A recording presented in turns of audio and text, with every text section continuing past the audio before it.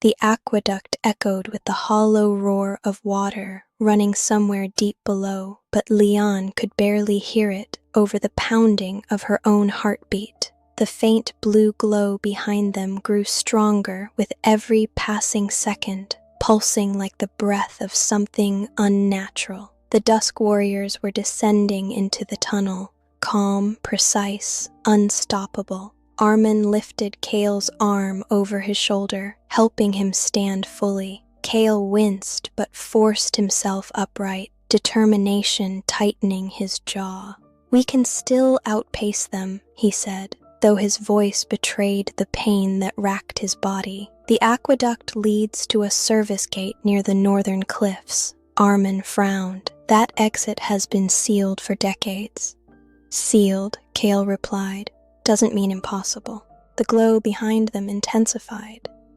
The shadows on the walls stretched unnaturally long, bending as if pulled toward the approaching warriors. Lian felt pressure building in her chest again, the same warmth, the same electricity stirring beneath her skin. She pressed a hand to her heart. "I can feel them. Why does it feel like they're inside the air?" Kael turned to her, his expression grave. "Because they're not tracking you by sight. They're tracking the resonance of your spark. Every heartbeat, every breath, it lights their path." Lian swallowed hard. "So no matter where I go, they follow?" "For now," Kael said, "until you learn to control it." Armin guided them deeper into the aqueduct. The walls narrowed, the ceiling dipping low enough that they had to duck beneath hanging roots and broken stones. The air grew colder, heavy with the scent of moss and old water. Their footsteps splashed through shallow pools, each sound echoing like a beacon through the cavern. Ahead, the tunnel curved into darkness. Behind them, the blue glow flickered against the walls, growing stronger, closer. "We need to move faster," Armin said. Kael gritted his teeth. "I can still walk." "For how long?" Lian asked. Kael met her eyes, and for once, the confidence in his gaze faltered. "Long enough," he said quietly. But she could see the truth. His leg trembled with each step. His breaths came faster. The wound inflicted by the warrior's energy was spreading, a faint bluish mark creeping along his skin like frostbite. A low hum vibrated through the walls. Lian stopped mid-step. "They're right behind us." Armin extinguished the lantern at once. Darkness consumed them except for the faint glow of Lian's spark, pulsing beneath her hands like trapped lightning. "Cover it," Kael whispered. "I can't," she said. "It reacts on its own." The humming grew louder. Lian felt the air tighten as the warriors approached, each one bringing with it a suffocating pressure that made the tunnel feel too small, too fragile to contain them. Kael pushed forward. "The service gate is close. I remember the markings on the wall."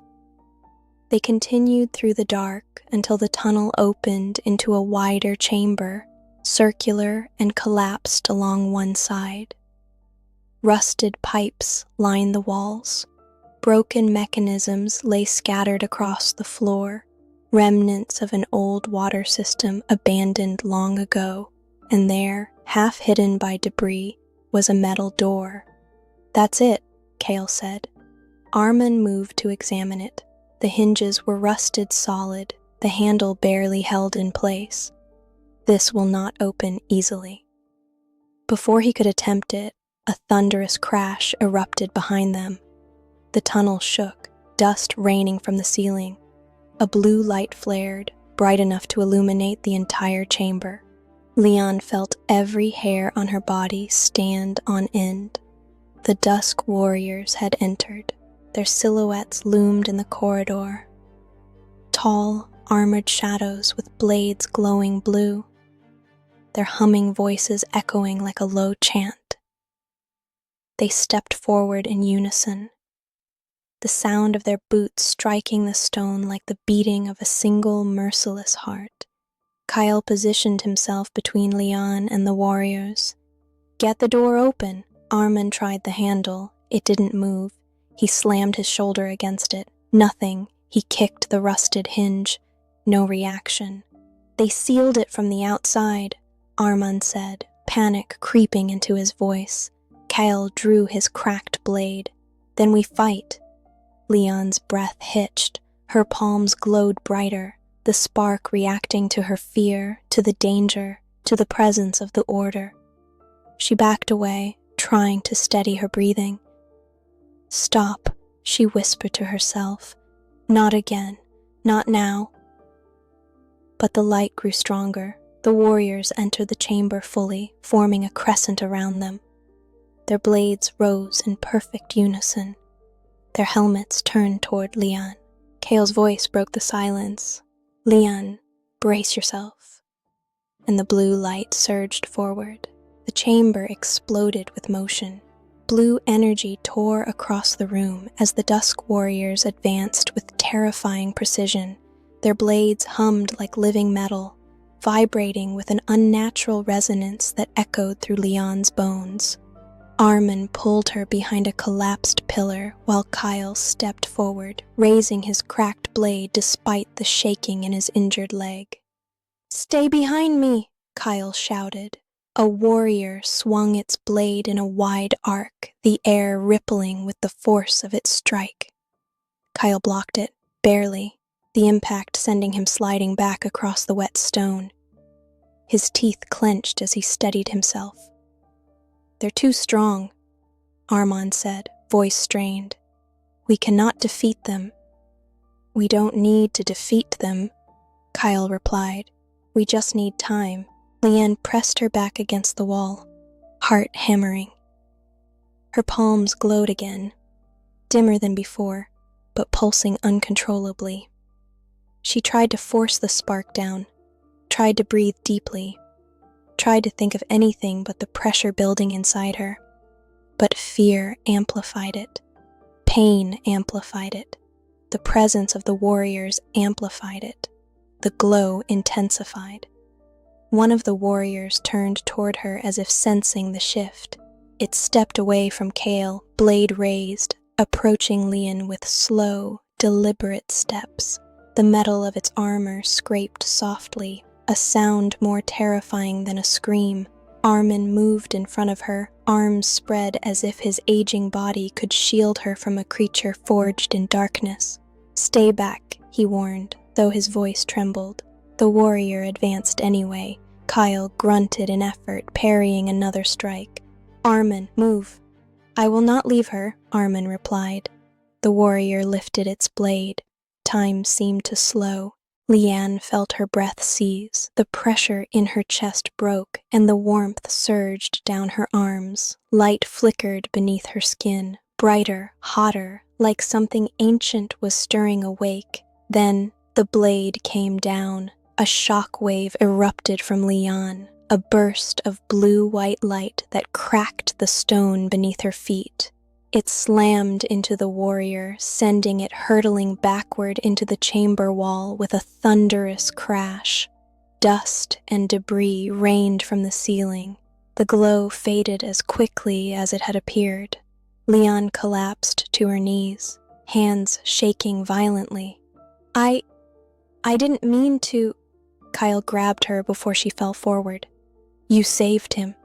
He turned to Armin. "She saved all of us." But Armin didn't look relieved. He looked frightened, his eyes fixed on Lian's hands, the faint smoke, the pulsing veins of blue. "That power," he whispered, "it's growing too quickly." Kael didn't disagree.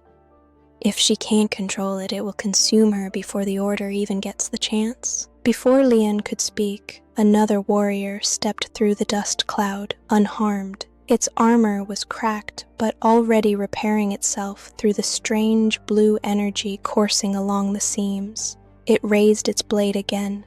"They don't stop," she whispered. Armin rushed back to the metal door. "Kael, hold it off." "Lian, Help me. She stumbled to her feet and joined Armin.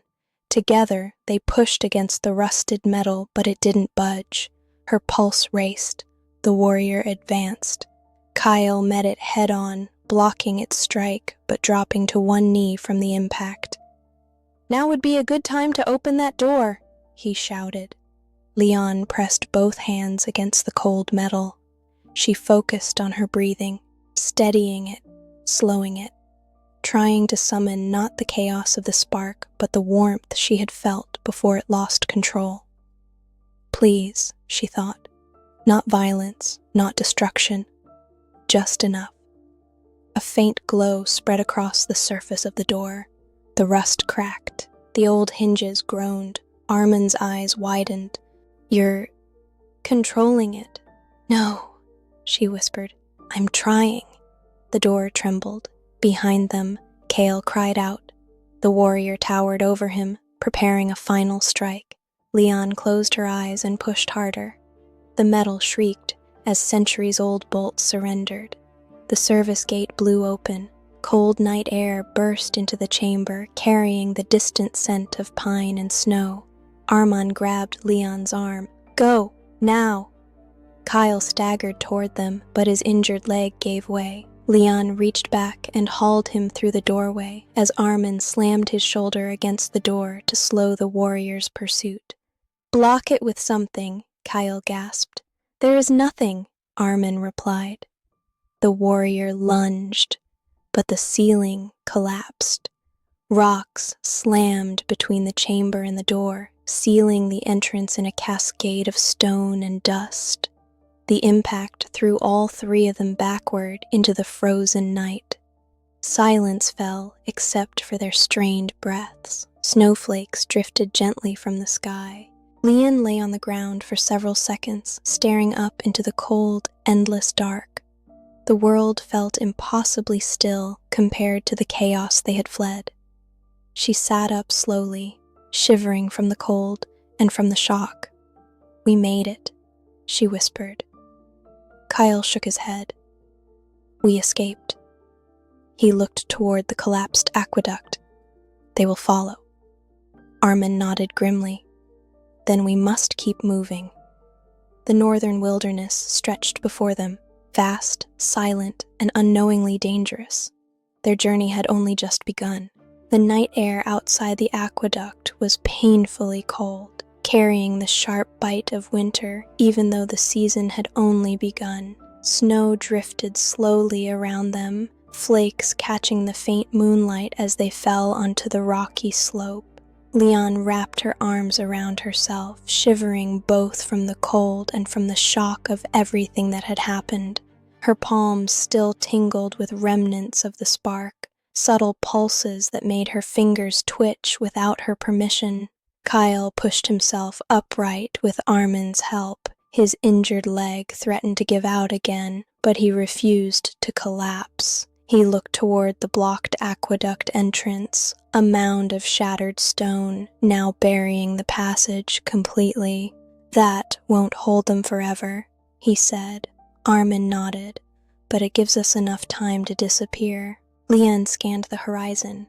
The northern cliffs stretched outward into a jagged expanse, the land falling away into a valley shrouded by pines and darkness. A narrow mountain path wound downward, slick with fresh snow. "Where does this lead?" she asked. Kael followed her gaze. "To the old north road. It connects Azular to the forest settlements. If we reach the village of Asterfall, we can find shelter, maybe answers." Armin frowned. "Asterfall hasn't been safe for years." "It's safer than staying here," Kael said. A gust of icy wind swept across the cliffs, making Lian stagger. Kael steadied her with a hand on her shoulder.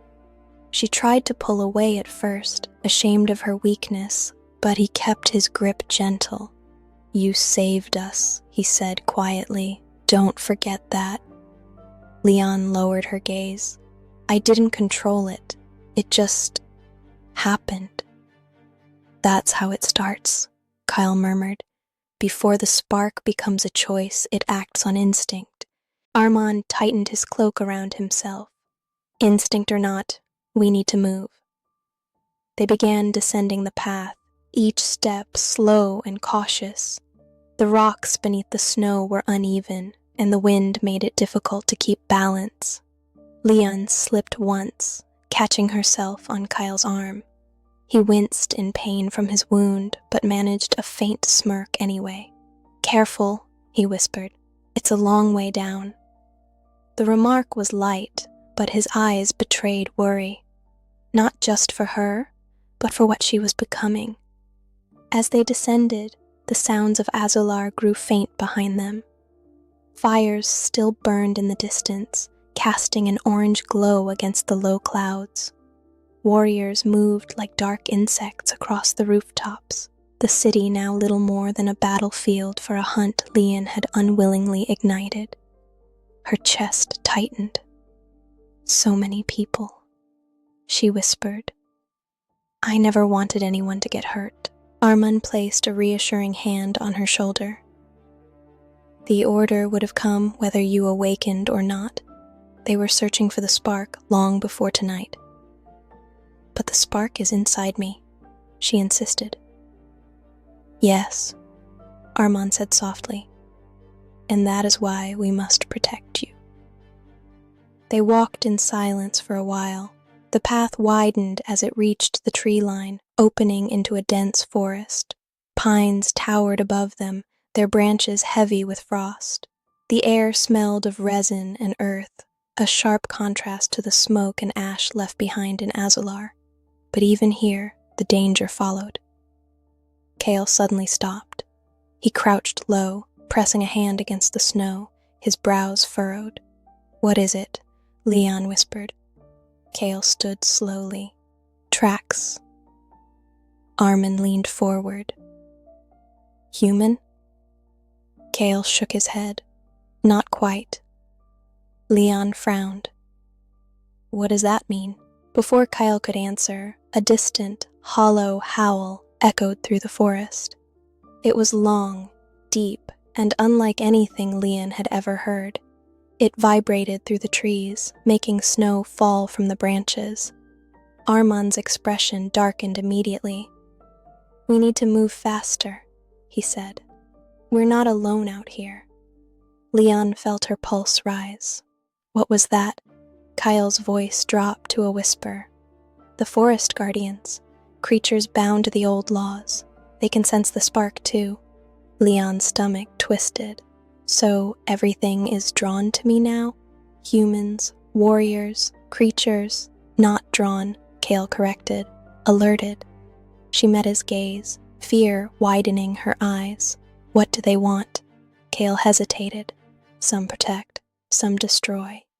The spark doesn't only awaken enemies, it awakens everything connected to the ancient power." The howl came again, closer this time. Armand gestured toward the deeper forest. "Asterfall is ahead. We must reach it before the guardians reach us." They picked up their pace, moving deeper between the trees. The path was barely visible, buried beneath fresh snow. Branches scratched against Lian's cloak as they passed, whispering in the wind, like voices speaking a language she didn't understand. The forest grew darker, colder, more alive. Kael leaned close as they walked. "You must stay calm. The spark reacts to fear." "I'm trying," she whispered. Suddenly the trees ahead rustled violently, as if something massive brushed against them. Lian's breath caught. Kael froze. Armand drew a small dagger from beneath his cloak. From between the trees, two glowing yellow eyes appeared, too high above the ground to belong to any human. And then another pair, and a third. The guardians had found them. The forest held its breath. Kael whispered, "Don't move."